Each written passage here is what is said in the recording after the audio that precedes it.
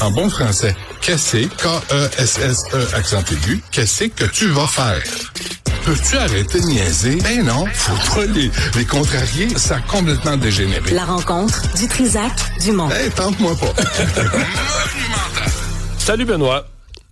Bonjour, Monsieur Dumont. Ouais, plusieurs sujets de lendemain d'élection, mais il y en a un, là, on nous dit qu'il y a eu une enquête sur le Nunavik, sur des villages où carrément les gens ont pas pu voter. Il y a eu des problèmes techniques, on n'a pas ouvert les bureaux. Ça a l'air qu'il y a des endroits où les bureaux étaient ouverts, puis à un moment donné, une certaine heure dans la journée, les gens ont dit, bon, ben, comme dans Brou, là, il y a 4 heures, on ferme.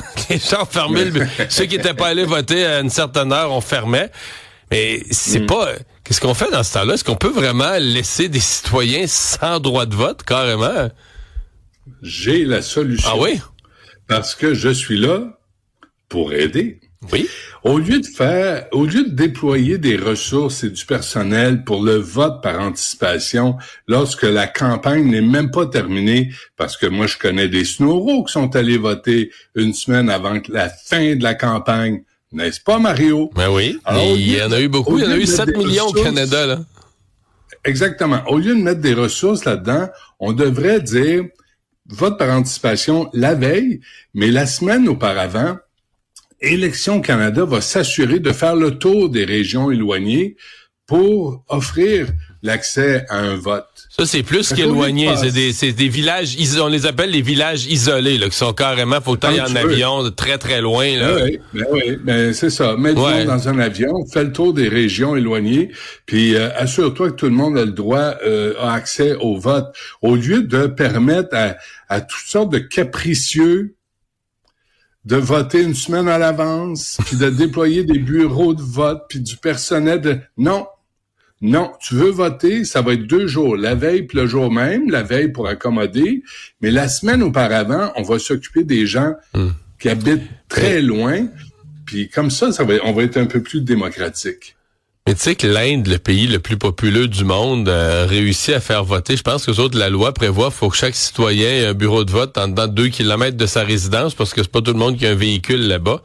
Puis et ils réussissent à le faire. Au Canada, moi j'avoue que tu sais, si j'avais pas pu voter, on m'avait privé de mon droit de vote, je pense que j'irais jusqu'à la Cour suprême, là. Je serais fru, pas à peu près, là. Vraiment? Ben, non, mais en plus, dans cette circonscription-là, ça a été relativement serré. Je pense que ça s'est réglé en dedans de quelques centaines de votes. Puis là, il y a des villages où les gens n'ont pas pu voter. C'est tout croche, pas à peu près. Mais, tu sais, parlons de ça. Tu trouves pas ça bizarre, toi, un peu, Mario, que toutes les surprises ou toutes les courses très serrées se règlent pour les libéraux? Non, pas toutes. Les conservateurs en ont gagné des serrés. Le NPD, le Nunavik, là, le NPD l'a gagné par 100 votes, moins de 100 votes. Ben là, ce qu'on voit là présentement, là, t'as une Tatiana Joseph à Terrebonne. À Terrebonne, c'est les libéraux qui l'ont emporté, mais c'était prévisible, là. Mais à part Alexis Deschênes, là, c'était prévisible à Terrebonne? C'est-à-dire, non. C'était pas prévisible que les libéraux allaient gagner. Ce que je veux dire, c'est que c'était prévisible. Quand ils nous ont expliqué hier qu'il restait une boîte à compter, puis que c'était du vote, là, des gens qui ont voté hors comté, des votes par la poste, des gens qui sont à l'extérieur du pays. Moi, je l'ai dit en ondes, d'après moi, ça va sortir majoritaire libéral, cette boîte-là, puis ça va faire, tu sais, j'ai deviné que c'était une boîte qui allait être plus libérale, là. Non, mais tu sais, le candidat, notre ami à tous, là, Monsieur Pornhub, Nathilien Joseph, là, dans Longueuil-Saint-Hubert. Mais ça, c'est une autre affaire, là. Pourquoi le monde vote? Il se présente pas. Il y a eu des débats. OK, il y a l'histoire de la pornographie, là, mais au-delà de ça, il a pas fait campagne, là. Tu vu, le journal, la petite radio locale dit ils l'ont invité à des débats, il se présentait pas. Ouais. Ils l'ont invité à des... même des entrevues que son bureau avait confirmé. Son équipe avait confirmé, il va être là, telle journée, telle heure. Il se présentait pas. Il est élu pareil. Hier, là, je n'ai pété une parce que je trouvais qu'on est peureux et chieux. Mais là, ça... on va changer le qualificatif. Parce qu'on s'occupe pas du candidat, Benoît, on s'occupe pas du candidat. On votait pour M. Carney, parce qu'il allait nous sauver des États-Unis, de Trump. Ah oui, c'est vrai, le sauveur anti-Trump. Ouais. L'autre affaire, Mario, là, j'appelle à ta grande connaissance. Oui. Est-ce que c'est arrivé souvent que dans une circonscription, il y ait 91 candidats? Non, mais là, ça, c'est un mouvement, c'est arrivé dans l'élection partielle à Ça, c'est un mouvement de gens, de génies, qui veulent mettre de la pression, je pense, c'est pour la réforme du mode de scrutin. Puis la façon qu'ils ont trouvé, c'est de dire, nous, on va montrer l'absurdité supposément de notre système en présentant beaucoup de candidats. Fait qu'il y en avait... Là, dans le comté à Poilievre, ils se sont rendus à 91. De pourquoi ils ont choisi le comté à Poilievre? Ça, c'est une bonne question. Pourquoi le comté du chef de l'opposition? Puis ça sert... Puis là, ça sert à rien. Ils ont eu 1, 2, 3, 4, 5, 6 votes, là, puis ils sont 80 quelques qui n'ont pas eu... non, je comprends. Mais ça prolonge le comptage des votes. C'est ça que ça rend le comptage des votes beaucoup plus lent.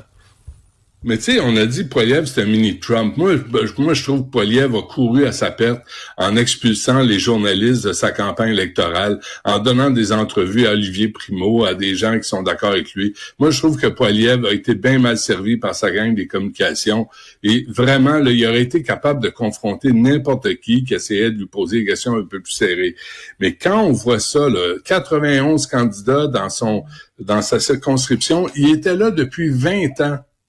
Et là, tout à coup, tous les électeurs, électrices de sa circonscription se disent, on n'en veut plus. On veut le Joe Schmoo, Bruce Fanjoy, qui vient de débarquer, qui est dans soixantaine, qui a jamais fait de politique. That's the guy. Mais ça a l'air que ça faisait 2 ans qu'il parcourait le comté. Là. Je sais pas s'il crée de la légende urbaine. Tant que tu veux. L'autre, il parcourait le pays depuis 2 ans. L'autre était sur toutes les plateformes, dans tous les bulletins de nouvelles. Puis là, t'as un gars qui débarque, pas d'expérience, dans une circonscription où on pousse 91 candidats en tout et partout.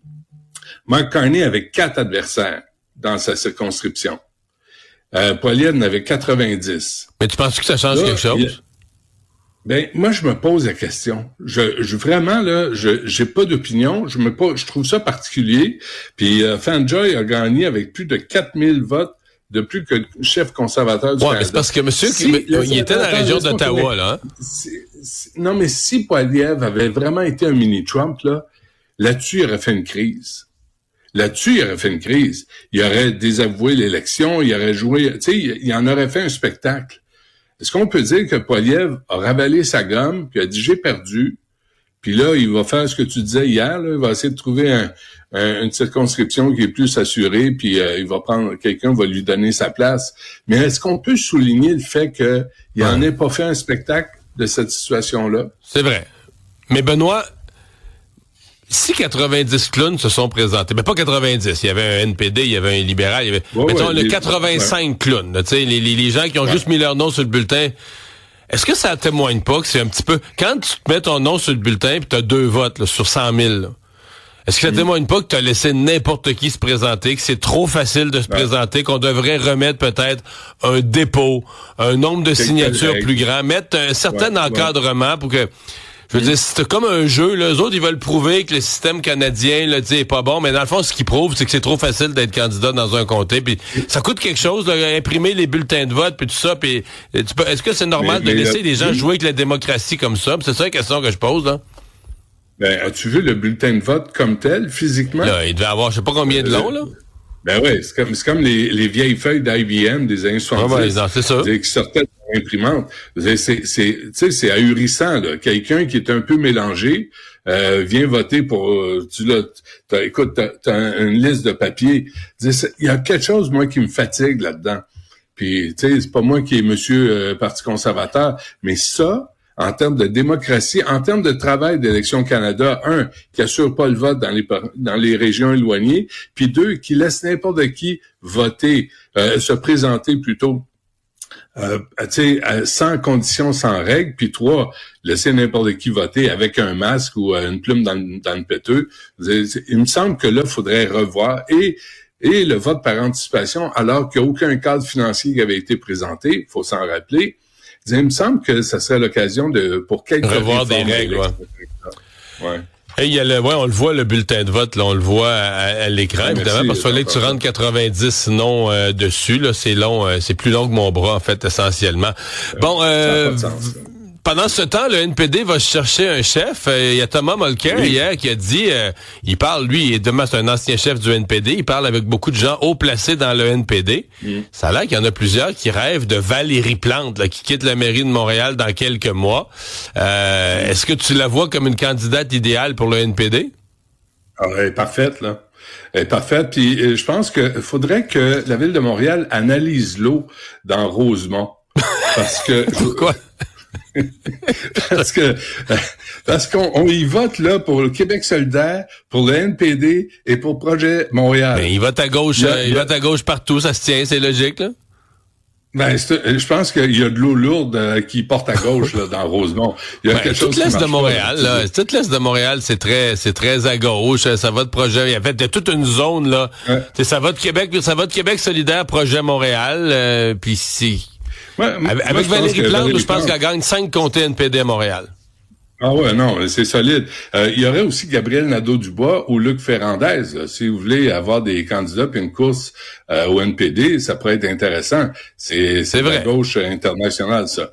Sauf que pour avoir quoi, au fait, basé sur, tu sais, quand Thomas Mulcair affirme ça, nos amis du NPD, puis on a vu leur efficacité lors des dernières élections, et aussi leur stratégie vraiment formidable quand ils refusent de renverser Trudeau, mais qui finalement pogne le champ quand Carney se présente aux élections. Basé sur quel accomplissement de Valérie Plante? L'augmentation de l'itinérance, l'augmentation des taxes foncières, la criminalité, comment tuer un centre-ville, comment dénaturer une ville qui était censée être la métropole de l'Amérique du Nord francophone. Ben non, elle est tout à fait en phase avec la mairesse de Toronto, elle est tout à fait en phase avec Vancouver. Oui, c'est ça. Mais c'est ça, Benoît, c'est en phase avec les villes telles qu'elles sont, ce que les gens veulent dans les villes en 2025. Ouais, avec que moi, je veux pas, là. Garanties, mais... Deux promesses. Une piste cyclable transcanadienne. OK, t'as déjà son programme de chefferie du NPD, toi, là? Je travaille là-dessus, là. Bon. Des bouchons dans toutes les grandes villes pour inciter les gens à utiliser des transports en commun qui sont défaillants, qui sont en panne ou qui sont pas à l'heure. Moi, là, je te dis, tu sais, il y a aussi Canel de Passe-Partout qui pourrait se présenter à la tête du NPD. Elle a quand même interviewé Jack Meeting avec un grand succès. C'est vrai. Oui, c'est vrai. Ouais, c'est vrai. Faut pas oublier d'où on vient, là. C'est important, cette affaire-là. Bon, en passant, là. Puisqu'on parle de Valérie Plante, tu veux parler de Montréal, ouais? Non, mais juste un petit mot, là. Tu sais, il y a un article qui est fantastique dans le Journal Montréal. Moi, j'aime ça, là, excédé par un chantier qui s'éternise. Tu sais, ça fait 3 ans qu'il y a un chantier sur Christophe Colomb. Et là, sur l'avenue Christophe Colomb de la rue des Carrières, dans l'arrondissement local de Vinay, Rosemont, la petite patrie. Écoute, il dit, le gars, il a eu un AVC, puis il dit une fois sur deux, mon taxi adapté peut pas venir me chercher, c'est le bordel. Les commerçants se plaignent, ils mettent du béton, ils enlèvent du béton.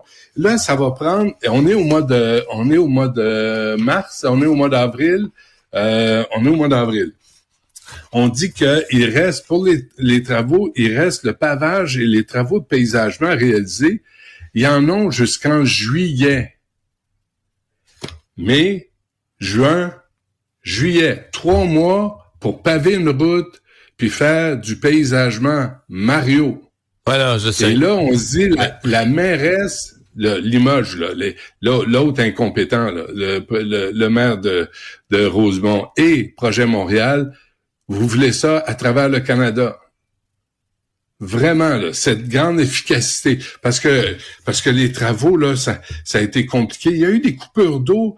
Écoute, la complexité des travaux à la réaliser, dont l'ajustement de certains éléments préfabriqués. Mon Dieu! Un bout de rue, 3 ans. Félicitations. Allez, prenez-la. Mais moi, j'ai vu la photo. La fin de son mandat. Mais j'ai vu la photo que le monsieur fournissait, là, puis moi, tout est convaincu parce qu'on voit très bien qu'il y a un lieu, il y a une place pour aller passer les vélos. Fait que le reste, là, les personnes, garde, il y a une place pour les vélos. C'est ça. Tu passes à pied, mais tu passes pour les vélos. Bon, le reste, Ouais, lui a sa canne. Mais les gens avec des cannes, les gens âgés, les gens à fauteuil roulant, tout ça, les gens qui font pas de vélo à Montréal, peut-être faudrait qu'ils vivent ailleurs, là. C'est de plus en plus, c'est ça la nouvelle... En passant, tu sais, notre ami Sabourin, là, Philippe Sabourin, qui est bien gentil, il peut-tu aller voir sur Rachel, enthousiaste, sur le plateau, sur Rachel, ça fait des semaines qu'il bloque Rachel, ça crée des bouchons infernaux, sur Rachel, en direction ouest, parce que sur une rue transversale, ils ont rétréci la rue, ils ont agrandi les trottoirs, ils sont en train de paver. C'est hallucinant. Je passe là à contresens chaque matin. Il y a une file, ça dépasse Frontenac. De Papineau, ça dépasse Frontenac. Puis là, parce qu'ils font des travaux sur une rue transversale, ils ont fermé Rachel. Ils sont où les inspecteurs d'Immobilité Montréal? Les exemples, là, je suis sûr que les auditeurs qui nous suivent en auraient à envoyer comment ça marche pas, comment les chantiers bougent pas, et là, ça recommence là, avec le printemps. Je veux dire, prenez-la, Valérie Plante, prenez tout le projet Montréal, envoyez ça au NPD, pour l'amour du ciel, libérez-nous des gauchistes. Mais tu sais, tu dis, ça apparaît les chantiers, là, le printemps, on le sent, ça pousse, les cônes poussent. Moi, je regarde tous mes trajets, là, qui allaient pas si mal, là les cônes poussent partout, puis des rues parallèles fermées, puis on est reparti comme les autres années. Ouais, ça crée des bouchons, c'est sûr. Tu ramènes des 3 voies de large à une voie pour rien, personne ne travaille, mais tu bloques la rue, ça crée-tu des bouchons? Hier, il y avait un bouchon en face, moi je vais prendre le pont Jacques-Cartier, un bouchon en face du parc La Fontaine. En plein, il est 2h15 de l'après-midi. Comment ça, il y a des bouchons en plein après-midi? Il y a Normand, Benoît, qui veut conclure notre discussion. Valérie Plante au NPD voudra planter 2 milliards. Pas d'arbres de cône orange. Salut, à demain. Débat.